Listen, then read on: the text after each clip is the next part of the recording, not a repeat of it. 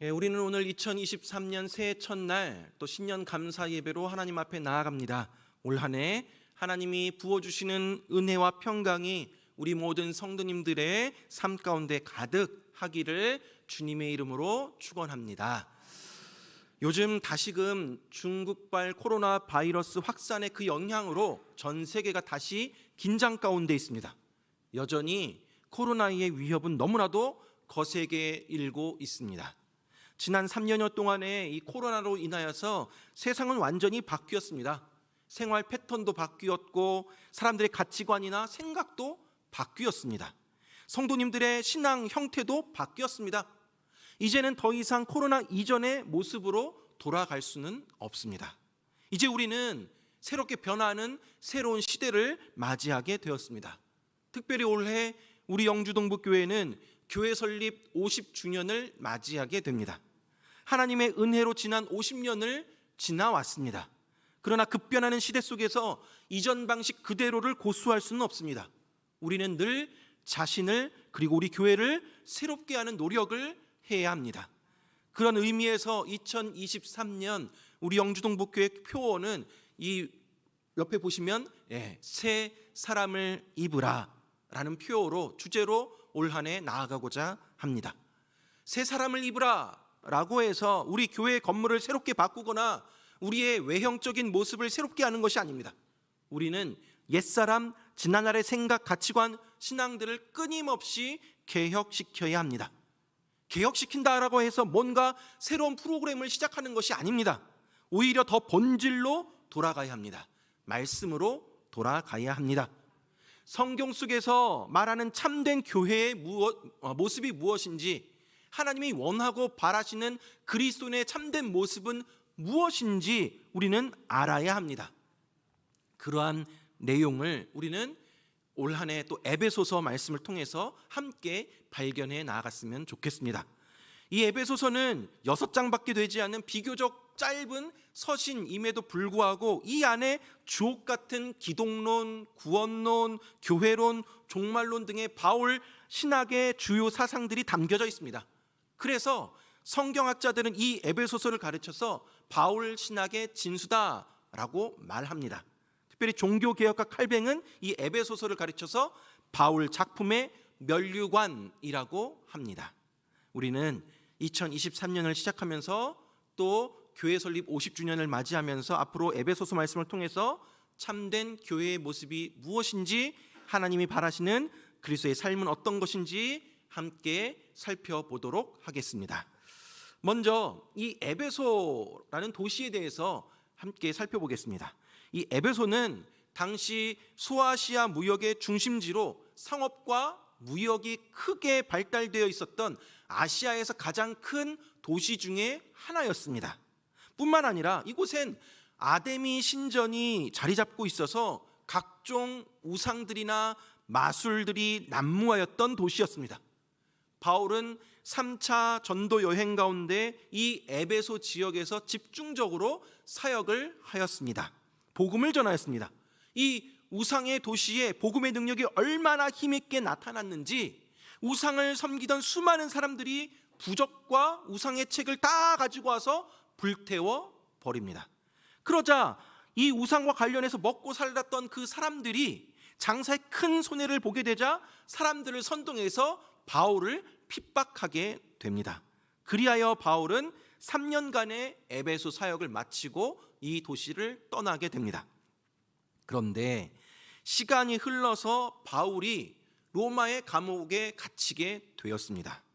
인생의 혹독한 겨울을 보내고 있는 사도 바울에게 어느 날 에베소 교회의 소식이 전해집니다. 예수 그리스도의 복음 안에서 신실하였던 에베소 교회 성도들이 믿음이 흔들리고 있고 구원받은 하나님의 사람답게 살아가지 못하고 있다라는 소식을 듣게 된 것입니다. 바울은 너무나도 안타까운 마음에 에베소 교회에 편지를 보냅니다. 그것이 바로 에베소서입니다. 오늘은 이 에베소서 서론 부분인 발신자와 수신자에 대해서 살펴보도록 하겠습니다. 이 에베소 편지를 누가 보내고 있습니까? 발신자가 누구입니까? 사도 바울입니다. 바울은 자신을 어떻게 표현하고 있습니까? 1절 상반절 말씀 보니까 하나님의 뜻으로 말미암아 그리스도 예수의 사도된 바울은 이라고 나와 있습니다.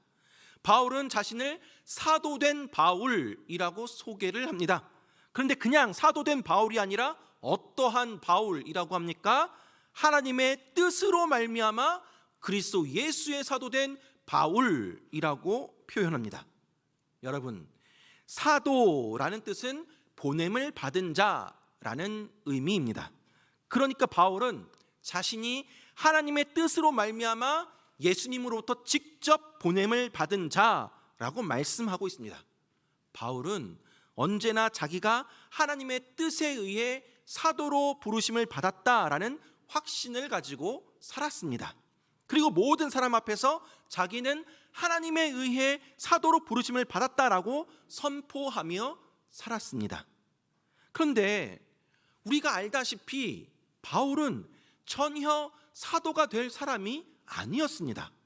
그는 유대인 중에 유대인이었고 바리새인 중에 바리새인이었습니다. 교회를 핍박하고 또 예수님 믿고 있던 성도들을 잡아 가두는 것에 열심히 있었던 사람이었습니다. 그는 결코 사도가 되고 싶다라는 생각조차 하지 않았던 사람이었습니다. 그런데 어떻게 바울이 그리스도 예수의 보내심을 받은 자, 그분의 사명을 받은 사도가 되었을까요? 그것은 바로 오늘 우리 성경에 나와 있는 그것처럼 하나님의 뜻으로 말미암아입니다. 바울은 예수님 믿는 사람들 잡으러 다메섹으로 가는 도중에 예수님을 만났습니다. 예수님을 만난 이후에 바울은 새 사람이 되었습니다. 핍박자였던 그가 전도자로 변화되었습니다. 바울이 고린도 교회에 쓴 편지엔 이런 고백이 담겨져 있습니다. 고린도전서 15장 9절에서 10절 말씀 보면 나는 사도 중에 가장 작은 자라. 나는 하나님의 교회를 박해하였으므로 사도라 칭함받기를 감당하지 못할 자니라. 그러나 내가 나 된 것은 하나님의 은혜로 된 것이니 내게 주신 그의 은혜가 헛되지 아니하여 내가 모든 사도보다 더 많이 수고하였으나 내가 한 것이 아니요 오직 나와 함께 하신 하나님의 은혜로라. 예수 믿는 자들을 핍박하던 바울을 새 사람으로 변화시킨 분은 하나님이셨습니다. 하나님의 뜻으로 말미암아 하나님의 은혜로 말미암아 그는 사도가 되었던 것입니다. 오직 하나님의 뜻대로 하나님의 풍성한 은혜로 인해 바울은 예수 그리스도 안에서 새 사람이 되었습니다. 이렇게 하나님의 뜻에 따라 사도가 된 바울은 자신을 사도로 부르신 하나님의 부르심을 잊지 않고 살았습니다. 바울은 부르심에 대한 확신을 가지고 살았기 때문에 그가 감옥에 갇혀도 수많은 매를 맞아도 여러 번 죽을 뻔한 위험을 당해도 복음 전하는 일에 결코 포기하거나 도망치지 않았던 것입니다. 자, 다음으로 살펴볼 부분은 에베소 이 편지의 수신자입니다. 1절 하반절 말씀 보니까 에베소에 있는 성도들과 그리스도 예수 안에 신실한 자들에게 편지하노니라고 나와 있습니다. 이것을 원문의 의미로 제대로 번역을 하면 그리스도 예수 안에서 신실할 뿐 아니라 에베소에 있는 그 성도들에게라는 의미입니다. 바울은 신앙이 흔들리고 있는 에베소 교인들을 향하여서 그들이 어떠한 존재인지 말해주고 있습니다. 바울은 그들을 그리스도 예수 안에 있는 자요 신실한 성도라고 표현하고 있습니다. 이것이 바로 오늘날 우리 그리스도인들이 어떠한 존재인지를 알려주고 있습니다. 첫째로 우리 그리스도인은 성도입니다. 성도라는 말은 하나님께서 자신을 위해 구별해 놓으신 거룩한 백성들, 거룩한 사람들이라는 뜻입니다. 구별된 성도는 하나님의 백성답게 살아가는 사람들을 의미합니다. 우리의 마음과 말과 행실이 주님을 높이는 삶을 살아가는 것입니다. 다시 말하면 주님의 영광을 위해 세상과 타협하지 아니하고 구별된 삶을 살아가는 사람들을 의미합니다. 두 번째로 우리 그리스도인은 신실한 자입니다. 신실함이라고 하는 것은 하나님이 나를 선택하여서 성도로 불러주신 그 은혜가 너무나도 감격스러워서 내가 하나님 앞에 보여드려야 할 내 삶의 반응이 바로 신실함입니다. 내가 하나님 앞에, 사람들 앞에 보여야 할 반응이 신실함입니다. 신실하다라는 이 단어에는 믿음을 실천하다라는 의미와 신뢰할 만하다라는 의미가 담겨져 있습니다. 실천하는 믿음, 행함이 있는 믿음을 통해서 하나님과 사람들로부터 신뢰를 받는 삶을 살아가는 것, 이것이 바로 그리스도인들의 삶입니다. 세 번째로, 우리 그리스도인들은 그리스도 예수 안에 있는 자들입니다. 그리스도 안에 있다라는 말은 그리스도와 내가 연합된 존재라는 것입니다. 영적으로 그리스도와 내가 한 몸을 이루고 있다라는 것이 그리스도 안에 있다라는 것입니다. 그럼 어떤 일이 벌어지게 됩니까? 내가 하는 말과 행동을 통하여서 온전히 예수님만 보여지게 됩니다. 이것이 바로 그리스도인입니다. 그리스도 안에 있는 그리스도인은 예수님과 한 몸이 되었으니까 내가 하는 말과 행동을 통하여서 온전히 예수님만 보여지게 되는 것입니다. 그런데 그렇게 살지 못하면 하나님의 영광을 가리게 되는 것입니다. 그러므로 나로 인해 세상 사람들이 하나님을 욕하고 교회에 손가락질하고 있지 않는가? 우리는 우리의 삶을, 우리의 신앙을 돌아봐야 합니다. 사랑하는 여러분, 오늘 본문에서 바울은 그리스도인의 정체성이 무엇인지 알려주고 있습니다. 먼저 우리는 하나님의 뜻대로 부르심을 받은 자들임을 확신해야 합니다. 하나님은 예수 그리스도, 예수 믿는 우리들을 하나님의 부르심 가운데 우리를 선택하여 부르셨다라는 거죠. 하나님은 예수 믿는 자를 핍박하던 이 바울을 새 사람으로 변화시켜 주셨습니다. 하나님의 뜻대로, 하나님의 풍성한 은혜로 인해 바울은 예수 그리스도의 사도가 되었습니다. 사랑하는 여러분, 하나님께서 저와 여러분을 하나님의 뜻대로 하나님의 목적과 계획 가운데 부르셨음을 잊지 마시기 바랍니다. 보통 설교 때 저는 제 얘기를 많이 하지 않습니다. 하지만 오늘은 제가 어떻게 하나님의 말씀을 전하는 자가 되었는지, 그리고 어떻게 이 자리까지 오게 되었는지를 함께 나누고자 합니다. 지금 돌아보면 제 의지나 뜻이 아니라 하나님의 뜻대로 이루어져 왔음을 고백하게 됩니다. 학창 시절에 저의 신앙은 뜨겁지도 차갑지도 않았습니다. 그러던 중에 고등학교 1학년 봄방학 때 부모님의 강요에 의해 억지로 마지못해 청소년 선교단체 수련회에 참석하게 되었습니다. 그런데 그곳에서 선교 강의를 듣고 중국 선교의 비전이 싹트기 시작하였습니다. 당시에 중국과 우리나라는 정상적으로 외교 관계가 수교가 되지 않았던 시절, 중공이라고 부르던 시절이었습니다. 그러나 그러한 중국 땅에 대한 선교의 비전을 품게 되었던 것이죠. 그래서 중국 선교를 위해서 중국의 언어와 문화를 배울 필요를 느껴서 대학 진로를 중어 중문과로 가야겠다라고 마음 먹었습니다. 그런데 대학 입시에 실패하였습니다.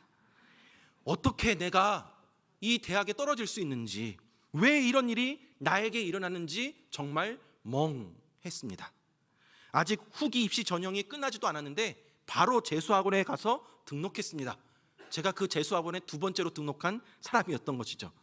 그런데 그 험난한 재수 기간 동안 오히려 저의 믿음이 자라게 되었습니다. 제가 다니던 재수학원은 종합학원이었는데 기독교 학생들의 모임이 있었습니다. 아침에 수업 시작 전에 잠깐 모여서 큐티를 함께 하였습니다. 그 모임을 인도하던 형이 있었는데 사정이 있어서 학원을 그만두게 되었고 졸지에 목사 아들이라는 이유로 제가 그 모임을 인도하게 되었습니다. 인도해야 할 성경 본문이 그런 매일매일마다 본문이 있는데 모르는 것이 있으면 아버지한테 가서 물어보면서 그 모임을 인도하였고 힘들고 어려웠던 그 재수 생활을 오히려 감사함으로 보낼 수가 있었습니다. 그렇게 중어중문학과에 입학을 하였고 선교훈련을 받고 싶어서 대학생 선교회에 들어가게 되었습니다. 그리고 그곳에서 제 아내를 만나게 되었습니다. 서로 선교에 대한 마음이 통해서 남사친 여사친이 되었던 것이죠. 그러다가 2학년을 마치고 군 입대를 하게 되었습니다. 경기도 연천에 있는 28사단 수색대대에서 군복무를 하게 되었습니다.